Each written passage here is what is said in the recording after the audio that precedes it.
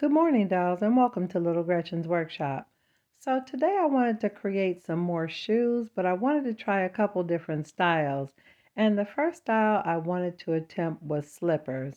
And when I say slippers, as in house shoes, or some people call them scuffs, I'm a really big fan of house shoes because I don't like wearing my street shoes inside my home. So I wanted to make a few for the dolls. Now you definitely can use some of the wonderful colors that polymer clay comes in, but today I was just trying it with the white because I had a few pieces of scrap in the white and I felt like this would be a good opportunity to use the scraps up. And after it's baked, I'll be able to paint it any color I like. So I just rolled out the white clay on a wooden lid. It was like actually a candle lid. Not sure why I put it on this wooden lid when I normally make my shoes on the glass circles. So let me transfer it over. And I'm just gently lifting it with my craft blade onto the glass disc. Now that I've got the two soles separated and rolled out, I'm rolling out an additional piece to be the top of the slippers. Now after looking at the soles of the shoes, I realized that they were a little bit big and kind of irregular. Now, I actually probably should have used a pattern of some type, but that's not how I do dolls. But I am trimming it down to make it a little bit more shapely and to bring it down to scale. Now, it may not actually be best practice to use your craft blade to do all this shaping with the clay, but for whatever reason, it just felt comfortable for me. Now, I'm showing you my process, but it may be safer and better for you to use a clay tool rather than using your craft blade for shaping. So here's this piece of clay that I rolled out, and I've cut it to a small size, again, to be the top of the slipper. And I kind of bent the clay sort of in a U or a C shape, and I pressed it to connect on each side of the sole near the end. Now you could use a little liquid clay to make it attach, but I found that it was sticking on its own without any additional clay. Now my original idea was to make a scuff or a slipper with the toes out, but I started working and decided to make this one with the toes closed in, so I'm using the tip of my craft blade to press the clay all the way around to close up the front of the sole where the toes would be. Now after you've gotten your general shape, you're going to have to do quite a bit of tooling to really bring it to life. And I played around with it quite a bit trying to get the feel that I was imagining because I actually wanted it to look textured or maybe a little bit fuzzy. So at this point I used the tip of a broken toothpick with the little wood fiber sticking up and gently pressed it in all the way around the shoe to again give it that textured fuzzy look. Now you can take as much or as little time doing this, but it was really a lot of fun. And I probably did this longer than was necessary because it was so amusing, making the clay give the impression of fuzzy fabric. So after I felt good about the little white slippers, I went on to make some ladies' boots. Now I've never made ladies' boots. I've always done men's boots. So today is my first attempt. So let's consider the little slippers my warm-up project. So I took some black clay and it was a little bit firmer than the white clay, which was really good because I felt like it would be really good for carving out the shape of the boots. Now I didn't do the bean shapes when I started doing this boot. I just cut out two little chunks of black clay and then I did roll out two little balls to put on the top of the little bricks to start making the ankle of the boot. Now, dolls, I'm literally just playing around. I don't have a style in mind. I'm just trying to get a shape that may look a little bit more feminine than the work boots that I've been making. Now, dolls, I know these little pieces look very pre-K, but I'm working things out in my mind based on the shapes I'm envisioning.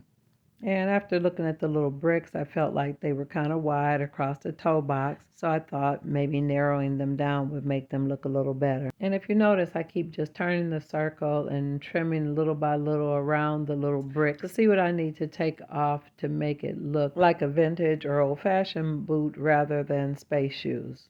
So at this point, I started to get the vision in my head of what I wanted them to look like. So I got a little bit more aggressive with my shaping with my fingers. And then I started to realize more of what I needed to cut off to get the look I wanted. So after quite a bit of trimming, cutting, tooling, using the metal tool, using the handle of a paintbrush, and going back and forth with my craft knife, I decided that the tiny shoe needed a heel.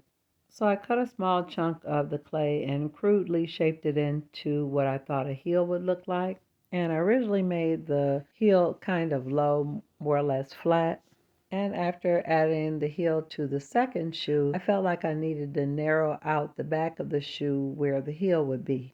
So I pinched the back of the heel a little bit to narrow it out. Now in the previous video I used olive oil, but today I'm using the black liquid Sculpey to soften my clay because it'll allow the clay to soften, but it won't make it slippery and keep it from adhering to the glass disc. And that little bit of moisture from the black liquid Sculpey is making certain parts of the shoe easier to tool. And in addition to making it a little bit more shiny and softer, it actually makes it look more like leather. So my studio is pretty cool, so the clay was really nice and firm, and I felt safe to lift it off of the base to do a little bit more shaping to refine the design and the shape. Now I worked on defining the little arch part on the inside of the shoe a little bit with my metal tool, but it just wasn't giving me the look that I was looking for. And this was the moment as an artist I was thinking I should leave well enough alone until I finally felt like I'm gonna go for it. I reminded myself that this was only clay and that if I messed it up, I could do it again. I could fix it or simply make another one. So I began to bend the little clay boot to create a higher arch in the bottom of the shoe, which will allow me to put a higher heel on it. So I pinched off some small chunks of clay that I would be using as the new heel. And again, I crudely created what I thought was a heel shape. And after I sliced the tiny pieces that would be the new little high heels, I added them to the bottom of the boot. Now I kind of tried the heel out for size, but I decided I needed to add a little dab of the liquid clay to ensure that it adhered properly. And after adding just a little drizzle of the liquid clay, I pressed my little heel on the bottom of the shoe. And at that moment, I was totally amused at how much it transformed the look of the shoe. And in the midst of all this, I started to get more ideas of how to create a real distinction between this shoe and the men's work boot. And from this angle, I hope you can really see how bending the toe of the shoe up and adding the heel really made a big difference.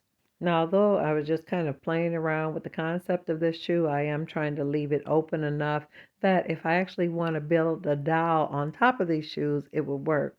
So I'm making sure that the opening is big enough to add my wire for the leg. But let me try something else. I just got a really great idea. So I've got those little clay buttons that I use when I'm making my dowel close. Now these are just little round clay buttons, and I was inspired to make these buttons due to a gift of buttons from my dear friend Nessie at Nessie Monster Crafts. So I made these buttons mimicking what she had given me as a gift so that I could use them to make my dowel close. And I think they'll be perfect adding a little details to these little high button boots. So here I'm adding some little dabs of the black liquid clay, which will help create a solid bond between the pre-baked buttons and the unbaked boots. And I'm actually using a contrasting color rather than using the black buttons, so it'll make the details stand out more. And after I finished the first boot, I went on to do the exact same thing on the other boot. Now, dolls, I was having so much fun making the boots and shoes that I made more. And I made another pair of high button boots for the ladies, some more slippers, and a pair of men's slippers. Now, these are a pair of ladies' shoes. I tried to make faux laces. They didn't come out perfect, but I still think they're cute. And this was my first attempt at clay slippers for men. But I was really tickled about the ladies' boots. I thought they looked pretty cool. And I just love these little pink fuzzy slippers. And I left the toe open. Now I added clay buttons to the other boots, but I had to bring out that nail art dowels and added some little gold buttons to these other high top boots. And this was a lot of fun. I thought it made a really fun detail. So this has already got me thinking about what I can do when I make my next batch of shoes. Yeah, I really think that turned out nice. Now, dolls, if you enjoyed this video today, definitely let me know in the comments. Also, like, share, and subscribe. And I'm looking forward to seeing you on the next episode of Little Gretchen's Workshop. Bye-bye now, dolls.